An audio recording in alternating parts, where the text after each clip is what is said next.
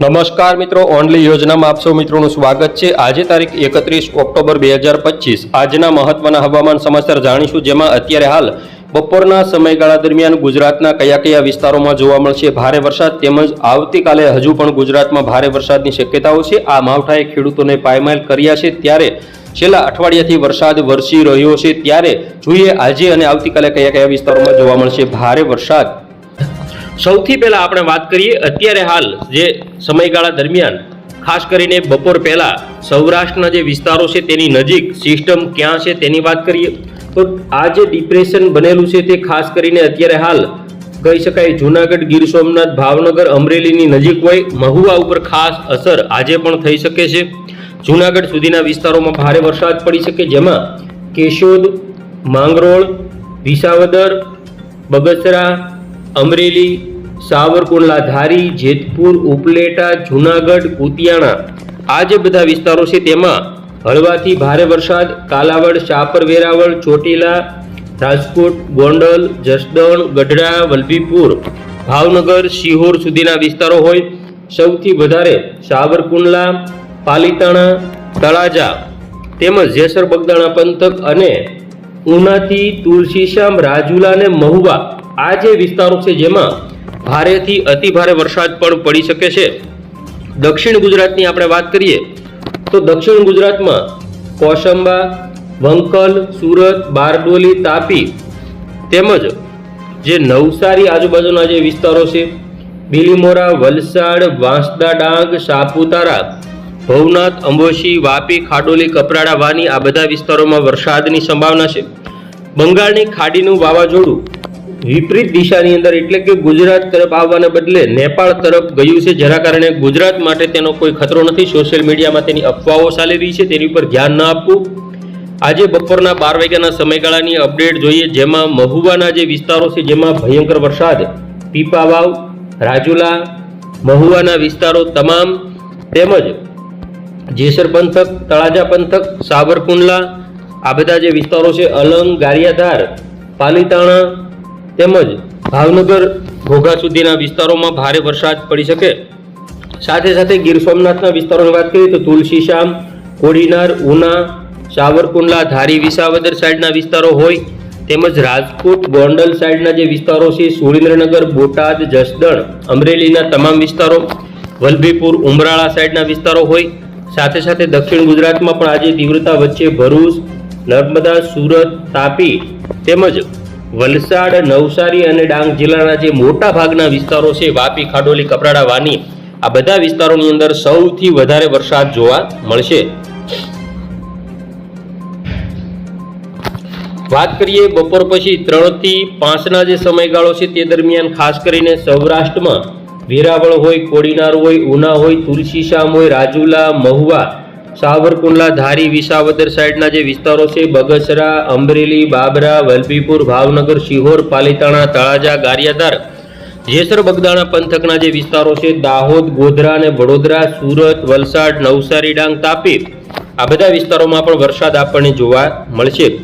વાત કરીએ આવતી કાલે અને આજે રાત્રે, તો આજે રાત્રિનો જે સમયગાળો છે જેમાં ખાસ કરીને 10 થી 11 વાગ્યાના સમયગાળાની અંદર રાત્રે સૌરાષ્ટ્રમાં કેશોદ, જૂનાગઢ, બગસરા, અમરેલી, પાલીતાણા, સાવરકુંડલા, ધારી, વિસાવદર સાઈડના જે વિસ્તારો છે વેરાવળ, કોડીનાર, ઉના, તુલસીશ્યામ, રાજુલા, મહુવા, વલભીપુર, ઉમરાળા સહિત ભાવનગરના વિસ્તારો, જેમાં ભાવનગર આજુબાજુના વિસ્તારોની વાત કરીએ તો પાલીતાણા, શિહોર, ભાવનગર, વલભીપુર, ગઢડા, બાબરા આ બધા પંથકની અંદર વધારે વરસાદ રહેશે।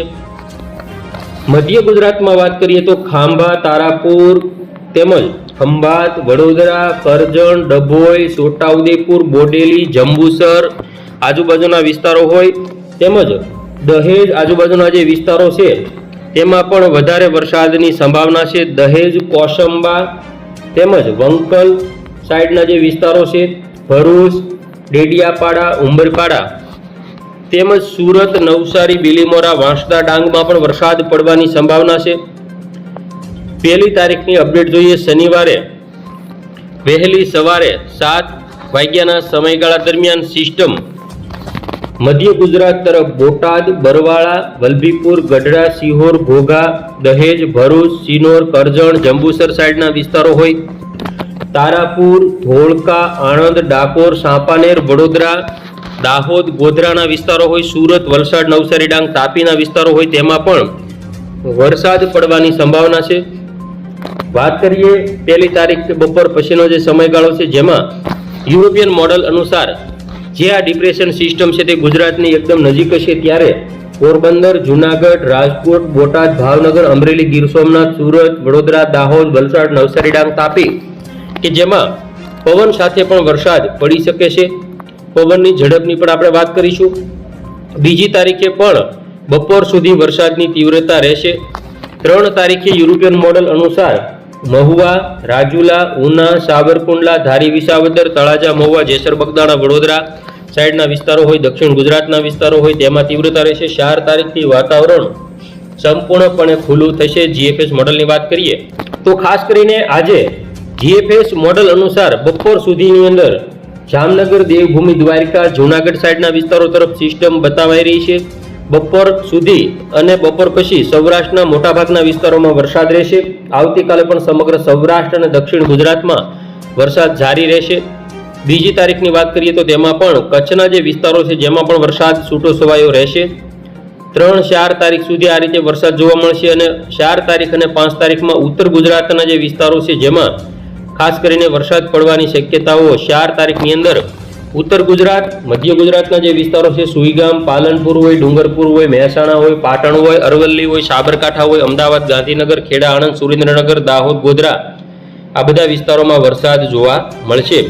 તો આગળના સમયગાળામાં ખાસ કોઈ સિસ્ટમ નથી, પરંતુ નવેમ્બરના 20 નવેમ્બર આજુબાજુ પણ ફરી વખત વેસ્ટર્ન ડિસ્ટર્બન્સ સક્રિય થાય તો વરસાદી માવઠાની શક્યતાઓ ગણી શકાય. વાત કરીએ પવનની ઝડપ કેવી રહેશે તો આજે જે બપોર સુધીનો જે સમયગાળો છે તેમાં પવનની ઝડપની વાત કરીએ તો ઓખા, જામનગર આજુબાજુ 40 થી 45, જૂનાગઢ હોય, ગીર સોમનાથ હોય, અમરેલી હોય, સુરત, વલસાડ આજુબાજુ ખાસ કરીને ડિપ્રેશન સિસ્ટમ નજીક હોવાના કારણે પવનની ઝડપ રહેશે.